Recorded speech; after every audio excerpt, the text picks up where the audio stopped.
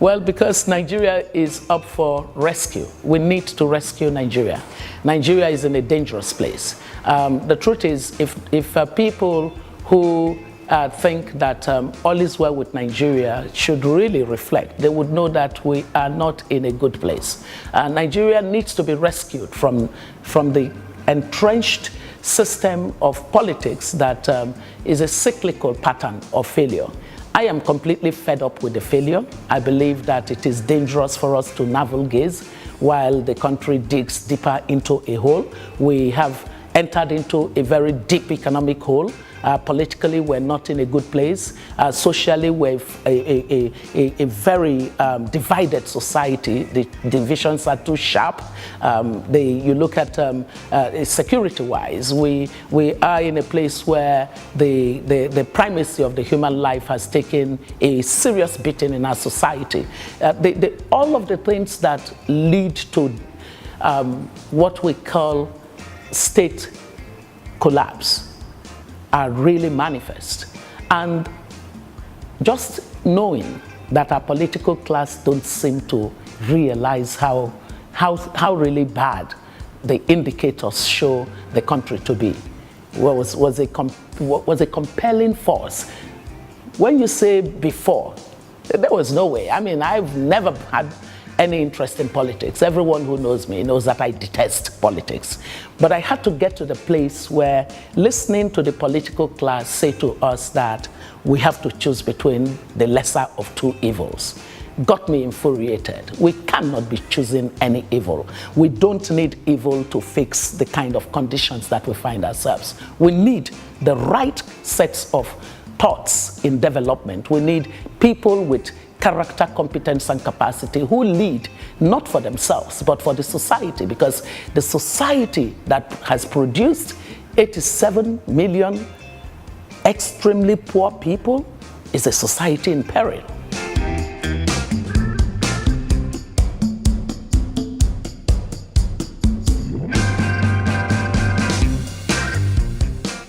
Well, you know, my husband, for example, has always been one who sees the passion with which I handle everything that has to do with Nigeria. So my husband had no doubt in his mind by the time that I came to the place of, you know, what do I hate more than I hate politics? And I said to myself, I hate the political class's behavior toward the nation. You can't be a political class that sees that the people that you are leading are in crisis, and it doesn't matter to you. You live as if you don't see them. You don't see them. It's as if to say we should be happy that you are entitled to a good life while the rest of society is in distress, in misery, and in impoverishment. So when I got to that point where I said to myself that I actually detest this behavior more than I detest politics, and I said, perhaps the only thing that I can now do, saying that demanding for accountability, asking for good governance, it's like it doesn't matter to them. The only thing I can do is to match them on the field of politics. And my husband said, finally, my baby is ready. You know, and so here we are. Our children are amazing children. They know how totally committed to Nigeria I am. So even though they worry, but on the aggregate, the whole idea is, Mom, go ahead and do this.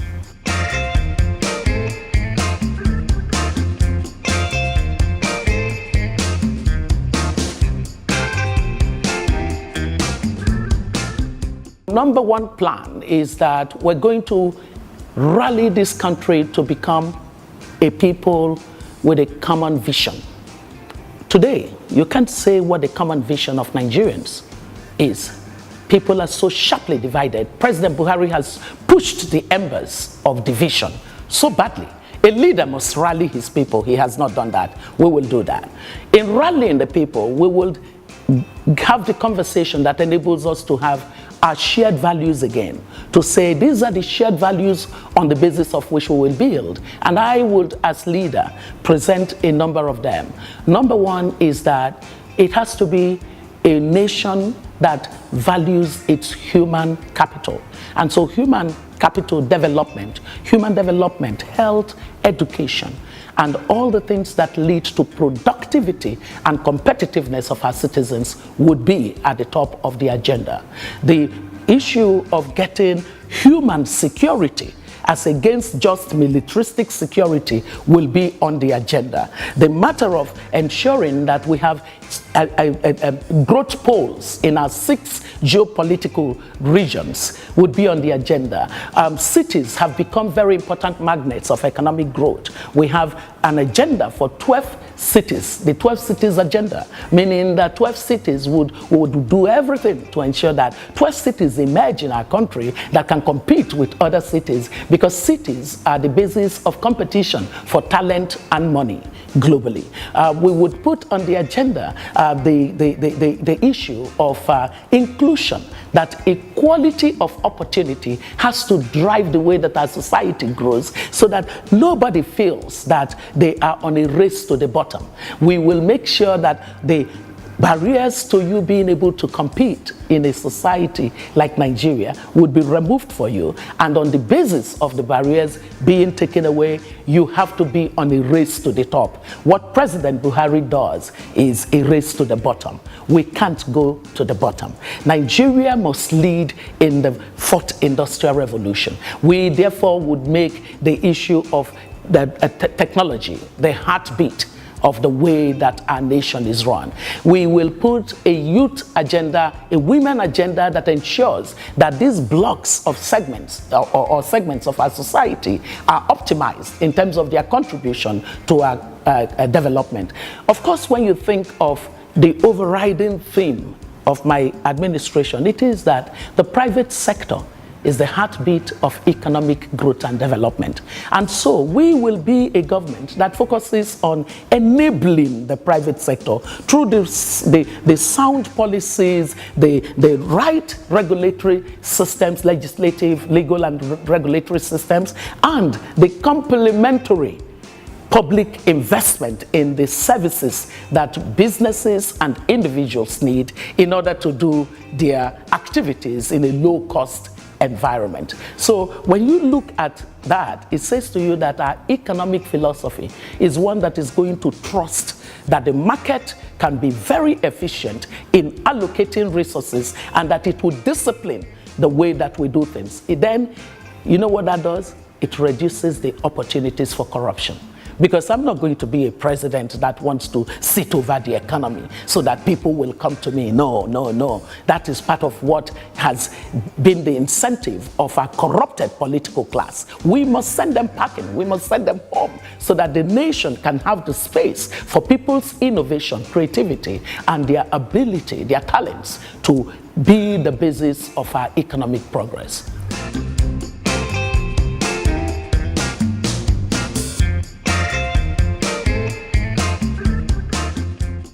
You're thinking that because I was born in Lagos and I grew up in Lagos, I'm more cosmopolitan in my orientation. Yes. Well, we should be. We all really should be. And what should happen is that we must take development beyond Lagos. It cannot be Lagos and the rest of Nigeria. That's why our 12 cities project is a very well thought project. We need to have 11 other cities that remind us of Lagos. In fact, Lagos should be the lowest minimum that we can have, because Lagos really hasn't attained the status of a mega city according to global standards. I mean, when you think of cities that work, they are cities where both, they are like an organism.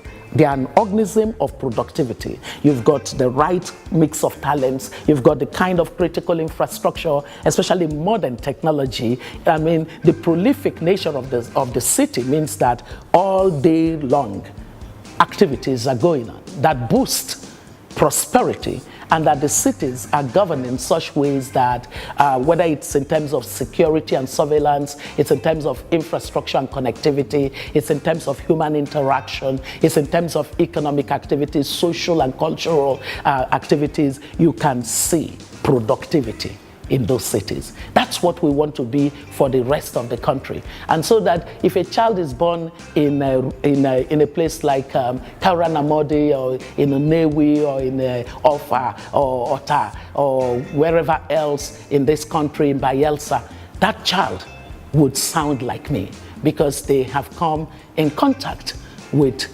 people that are different, diverse, and yet human beings with whom they can get things done.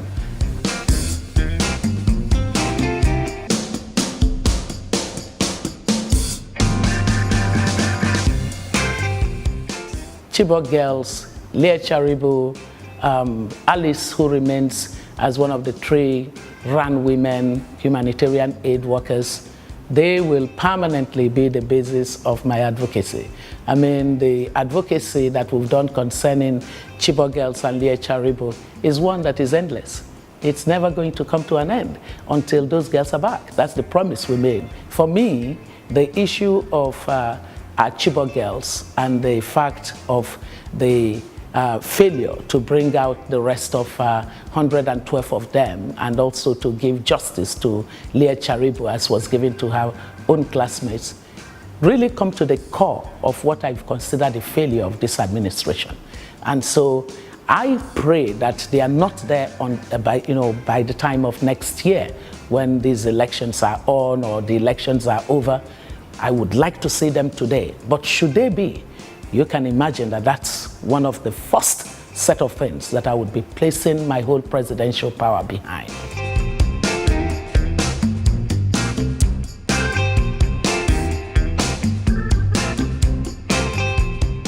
Let the facts speak for themselves. We're saying that the World Poverty Clock announced Nigeria as the world capital of extreme poverty. This is a Nigeria under President Muhammadu Buhari, where the primacy of the human life has completely been devalued. Life is cheapened. When he talks about what he's done on security, we can give him a little bit of score for the fact that the Northeast, that was mostly occupied by the terrorists, is not occupied to that extent. But people have not been able to all return to their neighborhoods and their communities. Lives have not been restored. We still have millions of our people in IDP camps. We are saying that on corruption, President Buhari has not done any spectacular work. What he has done is to reduce the fight against corruption to a tunnel vision of EFCC hunting down those who have not joined the APC. We are saying that fighting corruption is a comprehensive approach that looks at reducing opportunities for corruption through the kind of structural changes and systemic changes and policies that change the way that government acts in an economy. We are saying that a President Buhari is president of NNPC because he's sitting over an opaque NNPC where we have no clue what exactly is going on with an agency that generates most of the public revenue, the national revenue that we use to fund the budget. We are saying that President Buhari has lived below the expectation of the integrity that he told us was his significant point or his selling point on the basis of which Nigerians elected him. We are saying that the lives of Nigerians are not today any better because President Buhari became our president. As a matter of fact, the quality of life has taken a significant beating, and Nigerians are on the road every day giving this feedback to President Buhari. Perhaps if this government would even be humble enough to listen, they would know that Nigerians long ago abandoned them.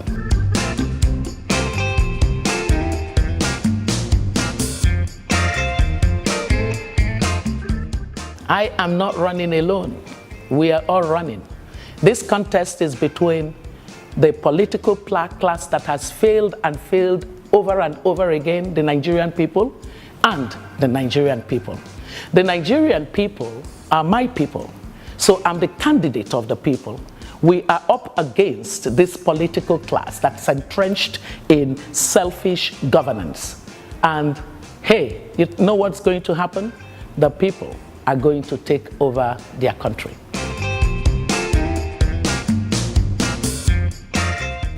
Why do I cut my hair? I just love the freedom that it gives to me. I have this desire to not waste time on things that I don't really need to waste time on. I hate the idea of going to the salon to sit under the dryer. That particularly has an enmity with my skull. So I try to avoid anything that I can avoid. I love the uniqueness of my being. I am completely at peace with how I am, and my husband loves it. So, you know, for me, cutting my hair is not newsworthy. I hate to answer these kinds of questions because we have too many issues that are facing us for the style of my hair to be a good topic. But so tell your friend, she might want to join me to cut hers.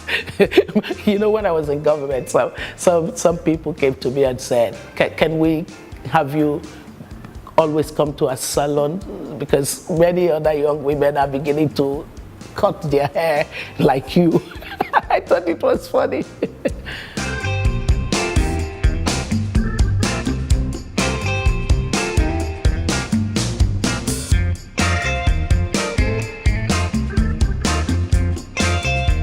Can I tell you something? This your question is not even a 1930 question. It's an 1800 question, you know? And we have, look, societies now know that you don't do women favor by giving them the opportunity to be the best that they can be in the land.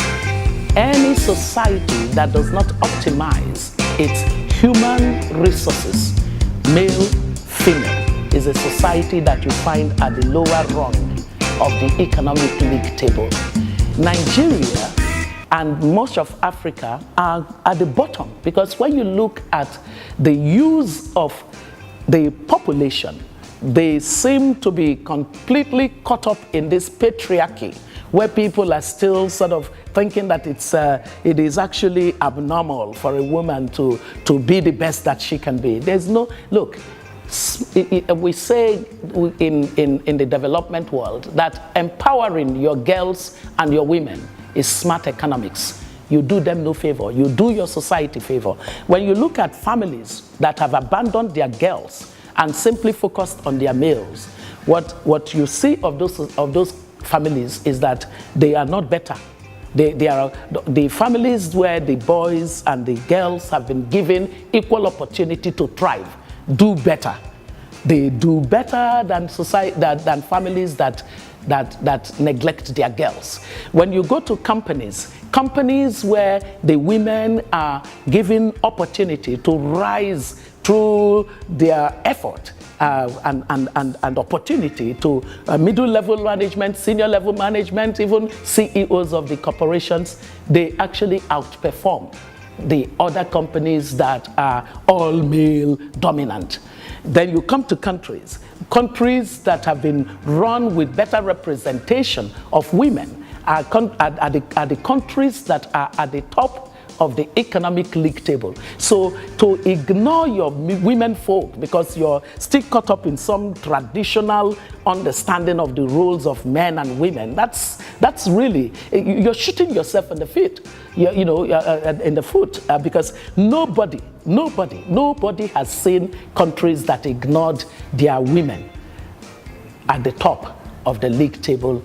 And for societies to have prosperity as well as stability and cohesion, they must be societies that have the space to enable equal opportunity for both genders.